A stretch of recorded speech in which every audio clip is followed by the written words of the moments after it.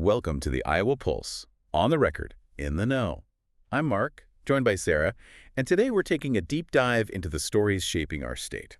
It is good to be back, and honestly, looking at the docket for today, it feels less like a standard news day and more like a stress test for the concept of safety in Iowa. That is exactly what I was thinking. I mean, we usually try to categorize our news into these neat little boxes, crime here, local interest there. Right. But today, the lines are just so blurred. We have three stories that, on paper, have nothing to do with each other. Different counties, different kinds of crimes.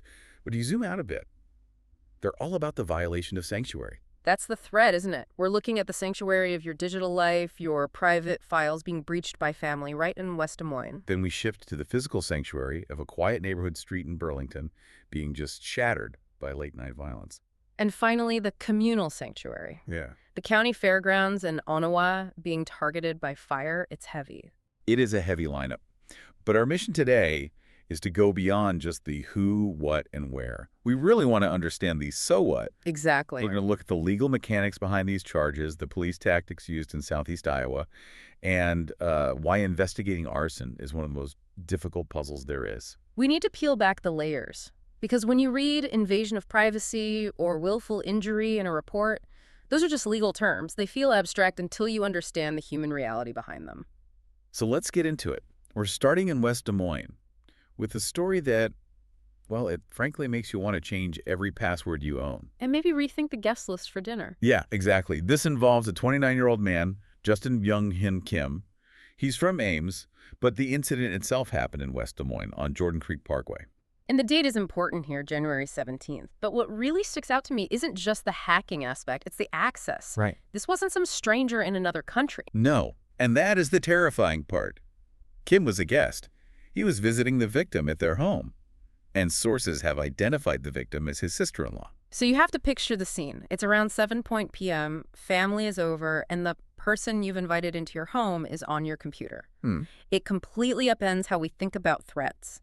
We worry about phishing emails, data breaches, but the insider threat, it relies on social trust, not software. You don't put up a firewall between you and your brother-in-law. You don't. According to court documents, he didn't just browse the internet, he went digging. He allegedly located a hidden file on the computer. Let's pause on hidden file for a second, because for our listeners, hidden can mean a lot of things. It's not always super technical. Sure. It could just be a folder you mark as hidden so it doesn't show up in a normal search. The fact that he found it implies intent. Just stumble on that. And what he found was sexually provocative photos and videos of the victim. And he didn't just look. No. He sent the files to himself. And that transfer of data, that is the pivot point legally. That is where it moves from snooping to theft and distribution. Even if it's just to his own device. Exactly. You have a woman who took specific steps to secure her privacy in her own home, and that boundary was crossed by family. It's a profound violation. Now, the police work here was interesting. West Des Moines PD made contact with Kim, and usually in these cases, you expect a denial, right? Oh, absolutely. It must have been a virus or the computer was hacked remotely. That's the standard starter pack. But Kim, he admitted it. Court records say he admitted to accessing and taking the files, and when they asked him why, his answer was personal reasons. Personal reasons. Wow. That is such a loaded, vague phrase. I mean, in a legal context, it's practically a confession of motive without giving up any specifics. It's chilling. Yeah, because when the content is what it is, personal reasons removes any doubt that this was accidental. It certainly paints a clear picture for the prosecutor. So let's look at the legal fallout. The warrant was ordered on the 23rd. He was arrested Wednesday the 28th. The charges are first-degree harassment, invasion of privacy, and unauthorized computer access. And that's a fascinating cocktail of charges because they cover the whole spectrum of the act. How so? Well, you have unauthorized computer access, that's the technical crime, then invasion of privacy, which addresses the content, and harassment, which addresses the psychological impact. It shows the state is taking this very seriously. He's currently held on a $5,000 cash or surety bond. We see that term a lot. What does cash or surety actually mean for him right now? It just means he has a couple options to get out while he waits for trial. Yeah. He can pay the full $5,000 to the court. That's the cash part. Okay. Or he can use a surety, which is basically a bail bondsman. He'd pay the bondsman a fee, maybe 10%, so around $500, and the bondsman guarantees the full amount. So for about $500 out of pocket, he could be out of jail. Correct, provided a bondsman trusts him to show up for court. Which brings us to the next step, a preliminary hearing on February 9th. And that's really just a check to make sure there's enough evidence to go to trial, given that he admitted to it. Well, I wouldn't expect any big surprises there. One thing that strikes me is the timeline. The incident is on the 17th, warrant on the 23rd. That's 6 days. In the world of digital forensics, that seems incredibly fast. It is fast, but the confession likely greased the wheels. If he hadn't admitted it, they might still be waiting on forensic analysis of his phone or computer. So his own words sped up the process. Absolutely. It's a harsh lesson. Your home computer isn't a vault, especially if you invite the thief inside. All right, let's shift gears. We're moving from that quiet, creepy violation to a very loud, very violent one.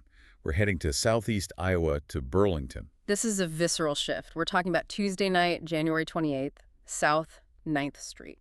Police were dispatched at 10:02 p.m. Now, 10 p.m. on a Tuesday in a residential area like that, I mean, that's quiet time. People are winding down. So the flashing lights, the sirens, that would have been a major disturbance. And when officers arrived, the situation was chaotic. They found a victim with multiple stab wounds. They rushed the victim to Southeast Iowa Regional Medical Center. But here is where the story differs from what we usually hear. The suspect hasn't fled. Right. Usually there's a manhunt. In this case, the suspect, identified as 27-year-old Kurt Savage, was still there. He was outside the residence, and he was still holding the knife. I want to pause on that image for a second, Yeah. because you're a responding officer, you show up, someone is bleeding, and there's a man standing there with a weapon. That is an incredibly high-octane situation. It's what they call a deadly force encounter in training. Exactly. Statistically, these are the moments where police shootings happen. The officers have justification to protect themselves. But that didn't happen here. The officers deployed a taser. They took Savage into custody. No officers were injured. And that's a testament to tactical restraint. Using a less lethal option like a taser against a lethal threat like a knife is a calculated risk. It frankly saved the suspect's life. Savage is now in the Des Moines County Jail.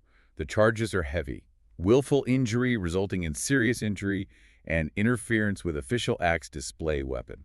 Let's decode willful injury. In Iowa law, that is a significant charge. It's a step below attempted murder, but way above a simple assault. Because of the intent. Exactly. Willful means he intended to cause serious harm. The multiple wounds are the key evidence there. You don't accidentally stab someone multiple times. And the interference charge is from the standoff with the police. Right. By refusing to drop the weapon, it documents the danger of the arrest itself. Now, despite all this, the Burlington police quickly put out a statement saying this was an isolated incident and there's no ongoing threat. We hear that phrase constantly. It sounds like PR, but it's actually a crucial signal to the community. It's code. It tells the neighbors, these two people knew each other. It means this wasn't a random act of violence. If you live on South 9th Street, you don't need to be afraid to walk your dog because the dynamic that caused this is now in a jail cell. That's a really helpful distinction. It balances transparency with panic control. But still, for the people on that block, it shatters the illusion of safety. It takes a long time for a neighborhood to feel normal again after the yellow tape goes up. Which leads us perfectly to our final story. We've talked about a family breach, a neighborhood breach. Now we're looking at a community breach. We're heading to Monona County, to the town of Onawa. And unlike the other two stories, we do not have a suspect in cuffs here. What we have is a mystery. And we have smoke. The Monona County Sheriff's Office is investigating a string of suspicious fires from January 26th. And they're using very specific language. They want to know who or what is responsible. Who or what? That is interesting phrasing, isn't it? It leaves the door open for something accidental, but when you have 3 distinct fires in a short time, coincidence is usually the first thing you rule out. Let's look at the locations. We have a fire at 509 9th Street, another at 621 6th Street, and then the one that really hurts. The 100 block of 12th Street. Which anyone in Onawa knows. Is the Monona County Fairgrounds. Exactly. And officials confirmed the fairgrounds sustained damage. This is why we're calling this a community breach. In rural Iowa, the fairgrounds, that's the heartbeat of the county. It's 4-H shows, concerts, weddings. When you burn a building there, you're not just destroying lumber, you're attacking a shared identity. It feels personal to the whole town. And the sheriff is working with several outside agencies. What does that tell you? It tells me it's complex. Arson is notoriously difficult to prosecute because the evidence, well, it literally destroys itself. Right. Fire consumes fingerprints, DNA, the accelerant. By bringing in outside agencies, probably the state fire marshal, they're bringing in sniffing dogs, chemical experts, everything they've got. So since they don't have a suspect, they're asking the public for help. Specifically, they want residents to check their surveillance footage. And this is the modern equivalent of a neighborhood watch, but it's much, much more effective. But what are they actually looking for? I mean, if I live 3 blocks away, why does my doorbell camera matter? This is the fascinating part of modern police work. They're not just looking for someone with a gas can. They're building a timeline matrix. The matrix. Yeah. Let's say a fire started at 2:00 a.m. They want to see every car that drove down 9th Street at 1:45 a.m. Then they check 6th Street at 2:10 a.m. If they see the same grainy sedan in both videos, well, bingo, that's a lead. So even if you think your footage is boring, it could be the missing piece of the puzzle. Exactly. A puzzle piece doesn't look like much on its own, but it completes the picture. So if you're in Onawa, check the tape. Let the professionals decide if it's relevant. It could prevent the next fire. And with a serial arsonist, there is always a risk of escalation. You know, looking at these 3 stories together, it's really a study in vulnerability. It is. We build these walls, firewalls on our computers, fences around our homes, gates at the fairgrounds, but they're all permeable. In West Des Moines, the wall was breached by trust. A brother-in-law invited inside. In Burlington, the peace was breached by sudden violence, though thankfully contained by good police work. And in Onawa, the community history is being threatened by someone or something operating in the shadows. But the common thread in the aftermath is vigilance, not paranoia, but, vigilance. It's realizing that safety is an active process. It's securing your files, knowing your neighbors, checking your cameras. and it is trusting the process. The courts will deal with Kim and Savage. We'll be watching those hearings closely. That preliminary hearing for Kim on February 9th is the next marker. And hopefully the forensics and community tips in Onawa will bring a name to that investigation soon. We'll certainly be keeping an eye on the court dockets. But here's a thought to leave you with. We install cameras to catch strangers, but in West Des Moines, the danger was already in the living room. It makes you wonder, in an age of total surveillance, are we always looking in the right direction? That is a sobering thought. Sometimes a blind spot is right in front of us. Thanks for staying in the know with us. Make sure to follow the Iowa Pulse on your favorite platform for more deep dives. We'll see you next time.